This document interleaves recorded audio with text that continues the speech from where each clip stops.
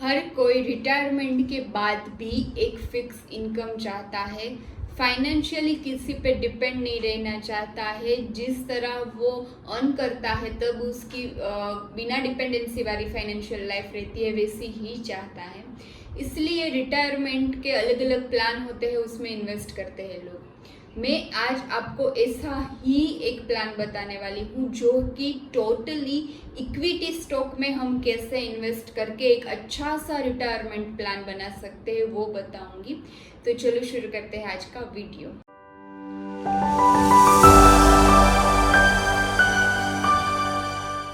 नमस्ते दोस्तों, मैं हूँ जानकी धानकी चुड़ासमा और आज हम बात करने वाले हैं हम रिटायरमेंट प्लान को सिर्फ इक्विटी स्टॉक में इन्वेस्ट करके कैसे अच्छे से बना सकते हैं ताकि हमें फ्यूचर में फाइनेंशियल किसी पे डिपेंड नहीं रहना पड़े।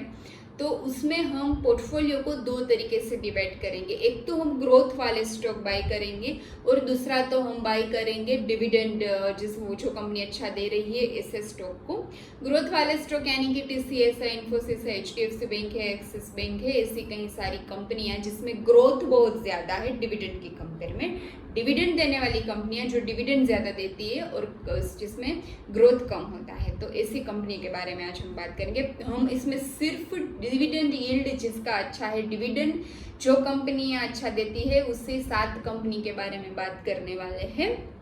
यहाँ पे मैंने जो 7 कंपनियां ली है उस कंपनी का डिविडेंड यील्ड 5% से ज़्यादा है और उसकी जो प्राइस है पर शेयर वो 300 उससे ज़्यादा नहीं है, मैक्सिमम 300 तक है, वैसे ही स्टॉक लिए हैं और 5% से ज़्यादा डिविडेंड यील्ड है, वैसे ही स्टॉक लिए हैं। तो उसके बारे में मैं आज आपसे डिस्कस करूंगी। जिसमें सबसे पहली कंपनी आती है आरईसी लिमिटेड। ये गवर्नमेंट ओन्ड कंपनी है। उसका जो ज़्यादातर शेयर होल्डिंग रहता है वो गवर्नमेंट के पास रहता है। इंडिया की नवरत्न कंपनियों में से एक ये कंपनी है। आरईसी पावर सेक्टर के साथ जुड़ी हुई है और उसका डिविडेंड यील्ड है वो है 16.68। जितना डिविडेंड यील्ड ज़्यादा, इसका मतलब ये कि ये कंपनी हर साल अच्छा डिविडेंड देती है। डिविडेंड यील्ड यानी कि dividend yield is equal to annual dividend per share divided by current market price of the share multiply by 100। मान के चलो कोई कंपनी की प्राइस है वो 20 रुपये है और वो 1 रुपये डिविडेंड दे रहा है, तो 1 डिवाइडेड बाई 20 मल्टीप्लाई बाई 100 तो आपको मिल जाएगा 5%। तो वो कंपनी का डिविडेंड यील्ड है 5%। इस तरह से सारी कंपनी का डिविडेंड यील्ड कैलकुलेट किया जाता है। तो आरईसी लिमिटेड है, उसका है 16.68 जो कि बहुत अच्छा है। इसमें ग्रोथ नहीं है लेकिन ये डिविडेंड अच्छा देती है। उसके बाद दूसरी कंपनी है वेदांता है, उसका डिविडेंड यील्ड है 15.55। ये कंपनी है वो गवर्नमेंट ओन्ड या पीएसयू नहीं है, ये प्राइवेट है, लेकिन इस कंपनी की डिविडेंड हिस्ट्री है वो बहुत अच्छी है। हर साल 2 बार या 3 बार ये कंपनी डिविडेंड देती है और अच्छा डिविडेंड देती है, इसमें हमें इन्वेस्ट करना चाहिए। उसके बाद है गेल है, उसका डिविडेंड यील्ड है 11.68। ये नवरत्न कंपनी है, गवर्नमेंट ओन्ड है कंपनी है, जिसकी शेयर होल्डिंग होती है वो गवर्नमेंट के पास ज़्यादा रहती है और ये नेचुरल गैस के साथ जुड़ी हुई कंपनी है। अगर गवर्नमेंट अपनी इनकम के लिए डिविडेंड डिक्लेयर करती है, जिसमें अगर हम भी इन्वेस्ट करेंगे तो हम भी थोड़ा बहुत डिविडेंड का जो बेनिफिट है वो ले सकते हैं। उसके बाद है वो है एनएमडीसी है, वो भी नवरत्न कंपनी है जिसका डिविडेंड यील्ड है 11.66। एनएमडीसी माइनिंग सेक्टर के साथ जुड़ी हुई है। उसके बाद है नालको भी नवरत्न कंपनी है, एल्यूमिनियम सेक्टर से जुड़ी हुई है, 9.13 उसका डिविडेंड यील्ड है। उसके बाद है ऑयल इंडिया, 7.53 उसका डिविडेंड यील्ड है, नवरत्न कंपनी है, गवर्नमेंट ओन्ड कंपनी है और ये कंपनी ऑयल सेक्टर के साथ जुड़ी हुई है।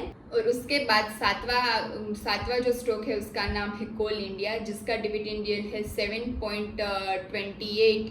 ये गवर्नमेंट ओन्ड कंपनी है, नवरत्न कंपनी है, माइनिंग सेक्टर के साथ जुड़ी हुई कंपनी है। तो ये थे कुछ स्टॉक जो मैंने बताए, इसमें से एक वेदांता ही पीएसयू सेक्टर नहीं है, बाकी सारे पीएसयू सेक्टर है।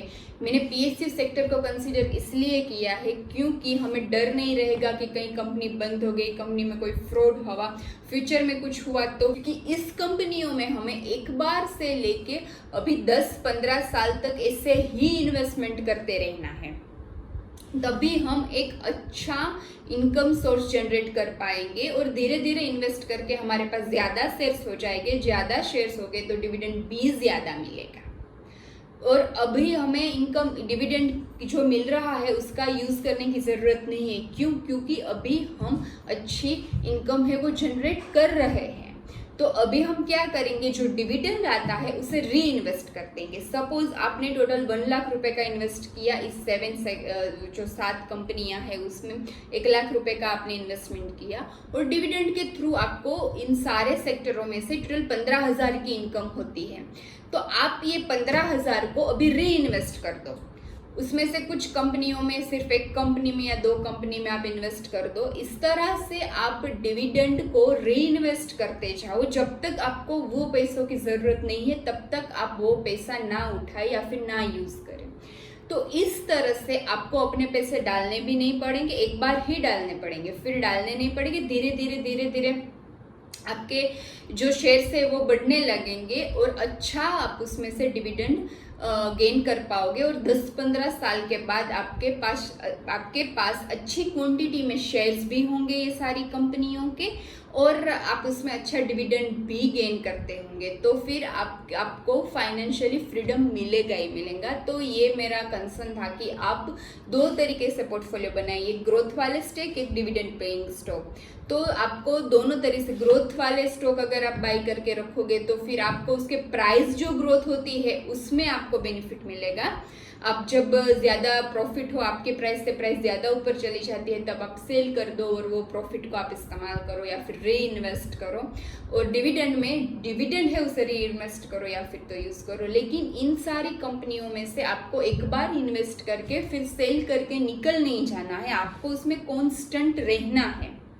तभी आप एक अच्छी क्वांटिटी में शेयर्स भी बना पाओगे और अच्छा डिविडेंड भी जनरेट कर सकोगे। तो आपके रिटायरमेंट में आपको बहुत हेल्पफुल रहेगा। आई होप ये वीडियो आपके लिए हेल्पफुल रहेगा। Thank you.